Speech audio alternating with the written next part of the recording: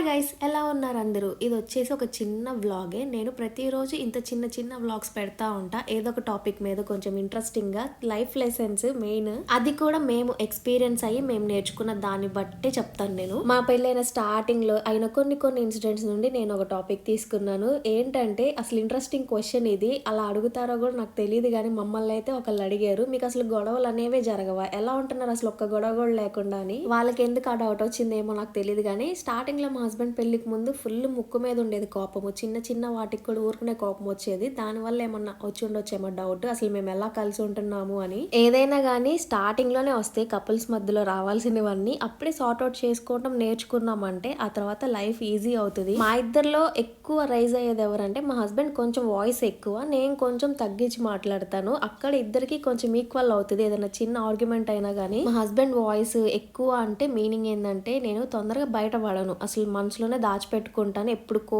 ఒక సంవత్సరానికి అలా బయట పెడతాను, అప్పుడు ఇలా అన్నావు ఇలా అన్నావు అని చెప్పి. అందుకే అలాంటివి ఏమి ఉండకూడదని స్టార్టింగ్ లో నా మీద కొంచెం కోపం వచ్చేది. ఎందుకు ఇలా సైలెంట్ గా ఉంటావు, ఎందుకు ఎక్స్ప్రెస్ చేయవు అని చెప్పి. ఏదైనా కానీ స్టార్టింగ్ లో నేను చిన్నప్పటి నుండి పెరిగిన ఎన్విరాన్మెంట్ వేరు, పెళ్ళయ్యాక వచ్చే ఎన్విరాన్మెంట్ వేరు. ఇంకా స్లోగా మా హస్బెండ్ నన్ను చేంజ్ చేస్తా ఉన్నాడు. అలానే నాకు తగ్గట్టు మా హస్బెండ్ కూడా చేంజ్ అవుతా వచ్చాడు. కొంచెం కోపాన్ని తగ్గించుకోవటం, కూల్ గా ఉండటం, సిచ్యువేషన్ కి తగ్గట్టు హ్యాండిల్ చేసుకోవటం. ఇంకా చెప్పాలంటే మా ఇద్దరి మధ్యన ఏదోటి గొడవలు పెట్టడానికని మెయిన్ టార్గెట్ మా హస్బెండ్ కి కోపం ఎక్కువ అని తనని రెచ్చగొట్టడం, ఏదో ఒకటి చెప్పేసి అలా చేస్తూ ఉండేవాళ్ళు పెళ్ళైన కొత్తల్లో. కానీ మా హస్బెండ్ వాళ్ళు ఏదో ఎక్కిచ్చేసారని చెప్పి వాళ్ళ మాటే వినకుండా రెండు సైడ్లు ఆలోచిస్తాడు. నాకు చెప్పాల్సింది నాకు చెప్పేవాడు, నా సైడ్ నుండి ఏమైనా తప్పు ఉంటే నువ్వు ఇలా చేయకూడదు అని చెప్పి. మేమిద్దరం అయితే పక్కన వాళ్ళ లైఫ్ లో ఏం జరుగుతుంది, వాళ్ళు మన మీద ఎందుకు ఇలా చేస్తున్నారు అలా చేస్తున్నారు, వాళ్ళ లైఫ్ లో కూడా మనం ఏదో ఒకటి చేసేయాలన్న థాట్ లో ఉండము. మా పని మేము చేసుకుంటా వెళ్తాము. అసలు సెట్ అవటానికే టైం లేదు, ఇంకా ఎదగాలన్న థాట్లో కన్నా పక్కన వాళ్ళ లైఫ్ లో ఏం జరుగుతుంది అన్న దానికి టైం ఎలా ఇస్తారో కూడా నాకు తెలీదు.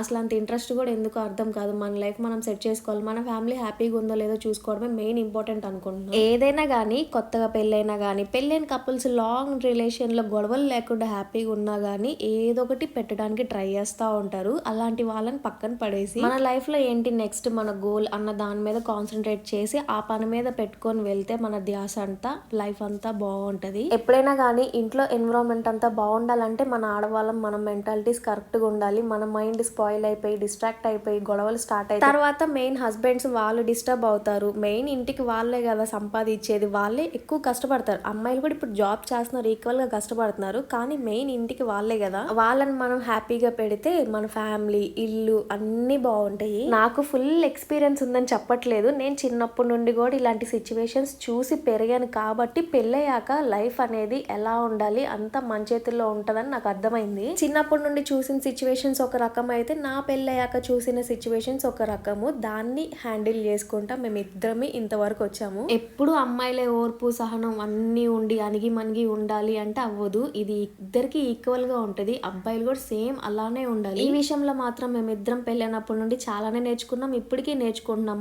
మధ్యలో వస్తారు పోతారు, అలాంటి వాళ్ళు చాలానే లైఫ్ లెసన్స్ నేర్పిస్తారు. దాని నుండి ఎంతో కొంత నేర్చుకుంటానే ఉంటాం మనం. ఏది ఏమైనా కానీ ఒక హ్యాపీ లైఫ్ ఉండాలంటే happy wife is a happy space అని చెప్తాను నేను. మీకు ఈ కంటెంట్ ఎలా అనిపించిందో నాకు కమెంట్స్ లో చెప్పండి. మాకు డైలీ వ్లాగింగ్ ఎక్కువ లెంతీగా తీయటం అవ్వట్లేదు, అందుకే ఇలాంటి చిన్న వ్లాగ్స్ పెడదాం అనుకుంటున్నా. కొన్ని టాపిక్స్ మీద నచ్చితే లైక్ చేయండి. కొత్తగా ఎవరైనా చూస్తుంటే ప్లీజ్ సబ్స్క్రైబ్ చేసుకోండి. కలుద్దాం, బాయ్.